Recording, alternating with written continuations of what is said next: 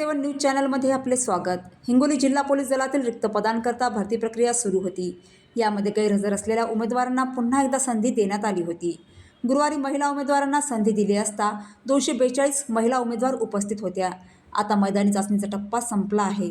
जिल्हा पोलीस दलातील रिक्त असलेल्या 64 पदांकरता संत नामदेव पोलीस कवायत मैदानावर 11 फेब्रुवारीपासून भरती प्रक्रिया राबविण्यात आली। जिल्हा पोलीस अधीक्षक डॉक्टर नीलाभ रोहन यांनी योग्य नियोजन केल्याने भरती प्रक्रियेचा पहिला यशस्वी टप्पा पूर्ण झाला आहे। प्रत्येक दिवशी उमेदवारांना पहाटे 4:30 वाजता मैदानावर सोडण्यात येत होते। उन्हाची तीव्रता होण्यापूर्वीच मैदानी चाचणी पूर्ण केली जात होती।